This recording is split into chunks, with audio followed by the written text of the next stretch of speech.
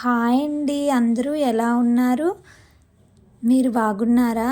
మీ అందరూ బాగుండాలని నేను మనస్ఫూర్తిగా కోరుకుంటున్నాను. చూస్తుండగానే దేవీ నవరాత్రుల్లో 6 రోజులు గడిచిపోయాయి.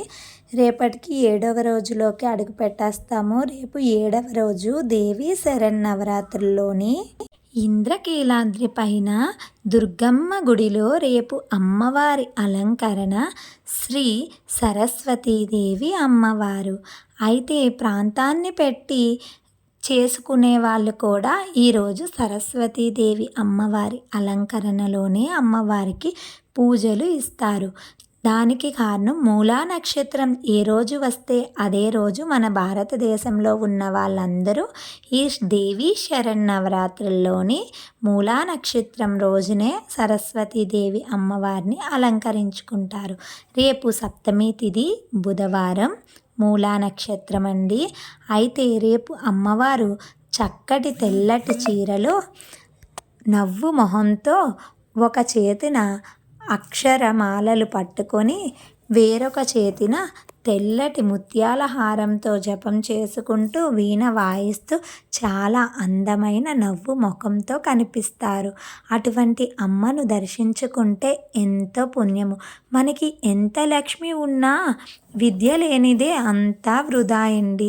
ఆ విద్యాలక్ష్మి కరుణ మనకి కావాలంటే రేపు ఉదయాన్నే శుభ్రంగా స్నానాదులు చేసిన తరువాత నీట్గా ఇల్లు శుభ్రపరచుకొని ద్వారలక్ష్మి అంటే రేపు బుధవారం రావడం ఎంతో విశేషమండి. విఘ్నేశ్వరునికి కూడా ఎంతో ప్రీతికరమైన బుధవారం రోజు సరస్వతీదేవి అలంకరణ అది శరన్నవరాత్రుల్లో సప్తమి తిథితో రావడం చాలా విశేషం. అయితే ఈరోజు ద్వారమందాలకి శుభ్రంగా ఉదయాన్నే ద్వార పూజ చేసుకోండి. అవకాశం లేని వాళ్ళు సాయంత్రం అయినా చేసుకోండి. ద్వారమందానికి చక్కగా పసుపు రాసి కుంకుమతో అలంకరించుకొని లక్ష్మీ కుబేర ముగ్గును వేసుకొని మీ ఇంటిలో ఉన్న చిన్నారులను కూడా బేగా నిద్రలేపి చక్కగా ఇంట్లోని కుంకుమతో కానీ తెల్లటి పుష్పాలతో కానీ అమ్మవారికి అష్టోత్తర శతనామావళి చదువుకోండి. సరస్వతీదేవి అష్టకం చదువుకోండి.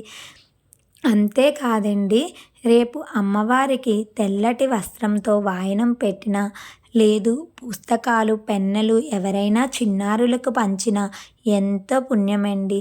ఒకవేళ అంత శక్తి మాకు లేదు మేము చేసుకోలేము అనుకునే వాళ్ళు ఒక పెన్ను బుక్కు తెచ్చి దేవుడి మూల పెట్టుకొని చక్కగా పూజ చేసుకొని మీ చిన్నారులు స్కూల్కి వెళ్ళేటప్పుడు ఆ బుక్లో ఏవైనా రాసుకోమని ఇవ్వండి. వాళ్ళ చదువులో చాలా ఇంప్రూవ్మెంట్ ఉంటుంది. అంతేకాదు దగ్గరలో ఇప్పుడు అందరికీ కూడా దుర్గా భవానీ అమ్మవార్లు పెడుతున్నారు. అక్కడ సామూహికంగా ఇలా కుంకుమార్చన చేసి సరస్వతీదేవి పూజలు చేయిస్తారు. తప్పకుండా మీ చిన్నారులను అక్కడికి పంపించండి.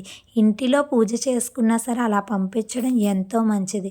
అంతేకాదండి, ఈరోజు శ్రీశైల భ్రమరాంబికాదేవి గుడిలో అయితే కాలరాత్రేశ్వరిగా అమ్మవారు దర్శనమిస్తారు. అంతేకాదండి, చిన్నపిల్లలంటే అమ్మవారికి ఎంతో ప్రీతి. రేపు మీ ఇంట్లో ఉన్న చిన్నారుల చేతే పూజ చేయించడానికి ప్రయత్నించండి. అంతేకాదు అమ్మకు తెల్లటి పుష్పాలంటే ఎంతో ఇష్టం.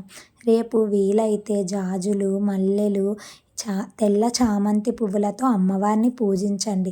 తెల్ల చామంతులతో అమ్మవారిని పూజించిన మల్లెలతో అష్టోత్తరం చేసిన లేదు తెల్లటి పూలు నందివర్ధన పువ్వులతో పూజించిన అమ్మవారు ఎంతో సంతోషపడతారు. అమ్మవారికి ఎంతో ప్రీతికరమైన నివేదన తెల్లటి ప్రసాదం ఏదైనా పాలతో పరవాన్నాన్ని వండి అమ్మవారికి నివేదించినా సంతోషిస్తారు. కాకపోతే మనం శాస్త్రోక్తంగా పూజ చేసుకుందాం అనుకుంటున్నాం కాబట్టి అమ్మవారికి ఎంతో ఇష్టమైన దద్దోజనాన్ని అంటే పెరుగు అన్నాన్ని తాలింపు వేసి అమ్మవారికి నివేదించుకోవచ్చు. లేదు తియ్యటి ప్రసాదాన్ని అమ్మవారికి పెడదాం అనుకునేవారు గోధుమ నూకతో సత్యనారాయణ స్వామి ప్రసాదం చేసి పెట్టండి. బాయ్ ఫ్రెండ్స్, మరో మంచి వీడియో